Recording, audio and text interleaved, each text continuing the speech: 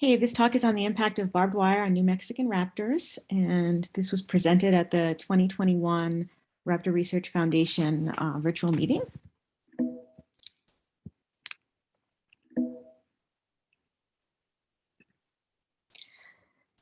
Barbed wire is often called the invention that tamed the West. It was invented in the US in 1867 and was instrumental in settling of the Great Plains. Because there was no wood or stone on the plains, they needed something to enclose their cattle and something that was cheap and readily available. So barbed wire fit the bill. And by 1900, there were more than 400 patents issued. And there today are no fewer than 3 museums dedicated to barbed wire, as well as a movie. And as we know, barbed wire is ubiquitous. There are thousands of miles of barbed wire fencing across the West. And it is excellent at restricting the movement of cattle, but also wildlife. This is a photo from Australia where bats are greatly impacted by barbed wire, and there's a strong movement there to make more wildlife-friendly fencing for bats. But birds, ungulates, and bats are the most commonly affected species. So the effects on wildlife include the fragmentation of habitat that prevents or disrupts dispersal or migration. And there are even mass mortalities reported where large numbers of animals have got up to a fence and died either because they couldn't get to the other side to feeding grounds or because of injuries in the crush or just because of cold weather where they couldn't get to warmer areas. Barbed wire fences often can separate mothers and calves where mothers can get across, but the calves are unable to, as you can see in this photo of a baby moose. And then, of course, there's individual entanglement and death. So these effects can occur both at the population level all the way down to the individual level. Because barbed wire by nature is in a rural area where there are not many people and it covers huge areas, it's almost certainly causes a lot of injuries that we don't see. So the impact is under-recognized. In addition, the animals that are entangled on the fences have no shelter from weather or predators. So the carcasses are not there for very long to be found by people. So there's not a lot of evidence left behind. There was a study in Utah where they walked many miles of barbed wire fencing, and they found 1 dead ungulate for every 2.5 miles of barbed wire fencing. Like I said, there's been extensive attention to this issue in Australia, and we're only now starting to see this issue here in the US. This paper was from 2018 in Biological Conservation, looking for more attention to fences and fence ecology. Here in New Mexico, we have a large diversity of birds of prey, a low human population, and a lot of barbed wire. Hawks Aloft is a New Mexico nonprofit dedicated to the research, conservation, education, and raptor rescue. We have a statewide rescue program. We typically handle about 200 birds a year, and we utilize the Wildlife Rehabilitation Medical Database Program for rehab. The data set for this study was the worm data from 2016 to summer 2021 from Hawks Aloft. We also reached out to other New Mexican rehab centers for their records on raptors admitted for barbed wire injuries. And we collected data on county, species, age and sex, the body condition, the injury, the days in care, and the ultimate outcome. The sample we ended up with was 46 birds statewide. 26 of those were from Hawks Aloft. So those are the birds for which I have the most complete records, as well as 20 birds from 4 other rehabilitation centers. And there were 2 centers that reported either not having records of barbed wire injuries or not recalling any barbed wire injuries in the last 5 years. The birds came from 21 different counties. 19 of those were in New Mexico and 1 each from Arizona and Texas. And they represented the orders or the groups Strigoformes, Bluteos, and the single prairie falcon. Here are the numbers on the y-axis, and you can see the year along the bottom. For 2016, Hawks Aloft was just getting started with worm, and one of the other centers did not submit records for 2016. So 2016 is maybe not a representative year, it's a little low, but the rest of the years are pretty representative, and you can see that we had between 6 and 12 birds affected by barbed wire each of those years. And you can see they're grouped by color based on the group of the species group. Here we have the specific species with the species codes on the right, coded by color, and the three groups, owls, bootios, and falcons, and you can see the owls, especially great horned owls, are by far the most commonly affected. As far as the types of injuries, the vast majority were soft tissue injuries, 46%, and a third of the injuries were soft tissue with bone exposure. 17% were fractures, and those were almost always wing fractures, and there was one unfortunate boodio with an open abdomen.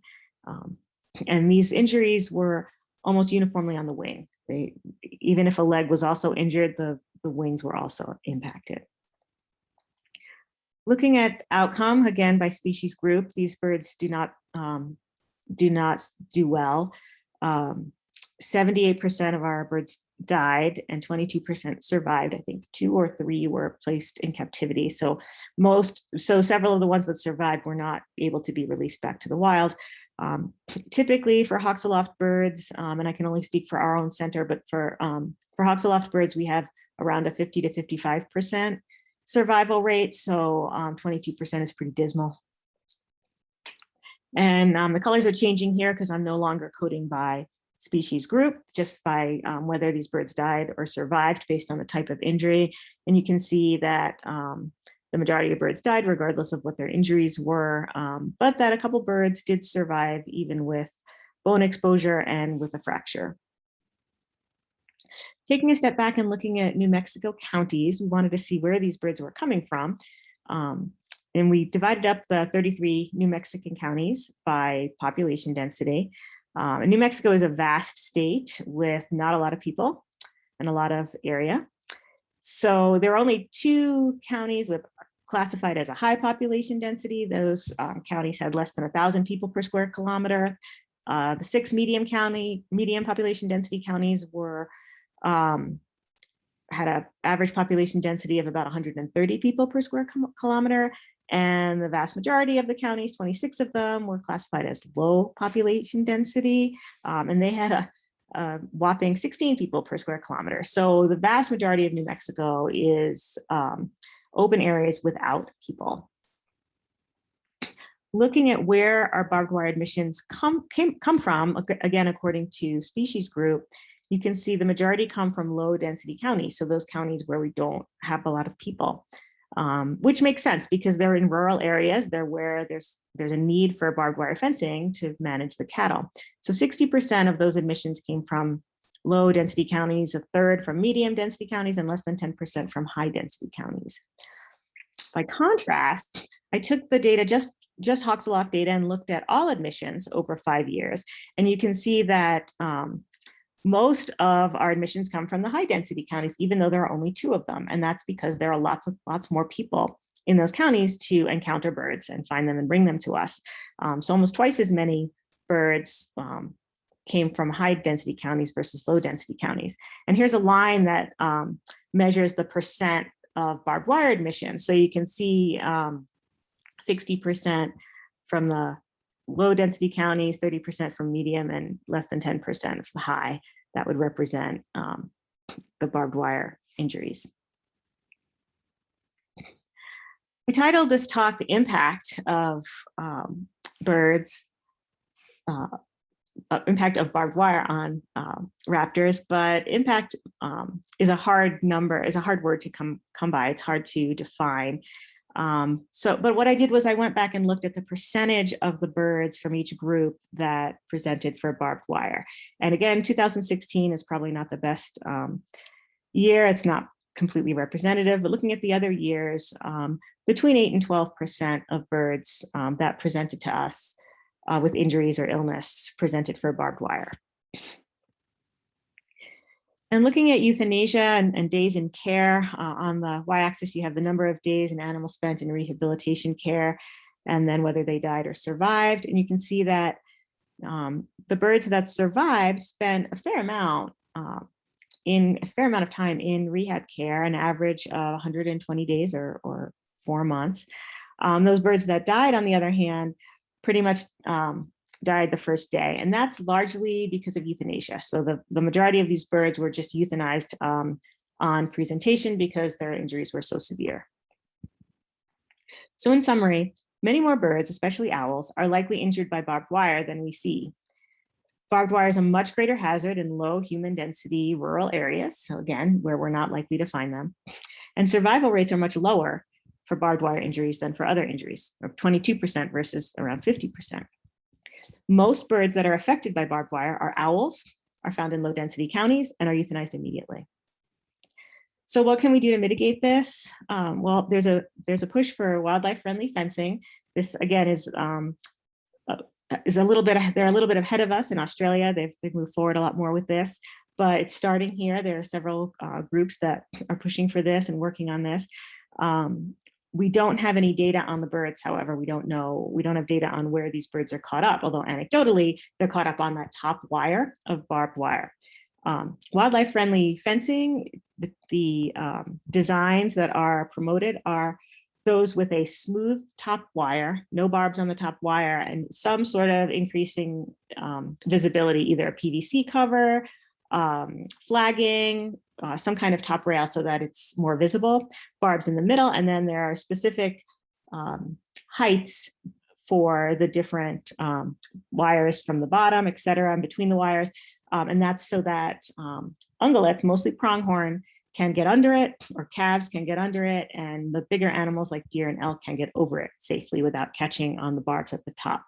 And so if it's the case that most birds are getting stuck on that top wire, the same changes that will help other forms of wildlife, such as pronghorn and deer and elk, will help birds. And in that case, we can just jump on the bandwagon with wildlife-friendly fencing and give ranchers and land managers another reason to use wildlife-friendly fencing, another species to protect.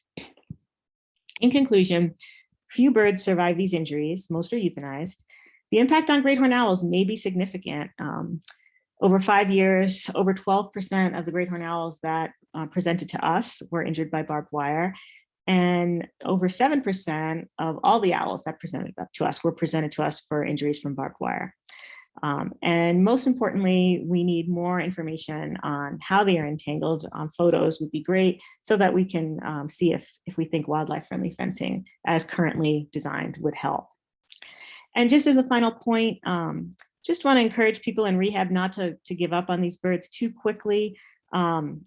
Sometimes birds with bone exposure and even fractures can survive. This is an example of one of those birds. We did not think he was going to be releasable or even survive necessarily when he came in, but we kept with it. And this was his original injury. You can see bone and tendon and a giant hole in his wing. It looked terrible. A few weeks later, a couple months later, all the skin had healed and he'd grown back a fair number of feathers, and this is what his wing looked like at release. And so he was released. So maybe we are being a bit too quick to euthanize, and we need to give these birds a little bit of a chance. Lots of people to thank for this talk. All the people from other New Mexico rehab centers who shared their data, thank you very much. The people at Sequia Animal Hospital, the Hawks Aloft volunteers, all of the Hawks Aloft rehabbers, thank you all very much.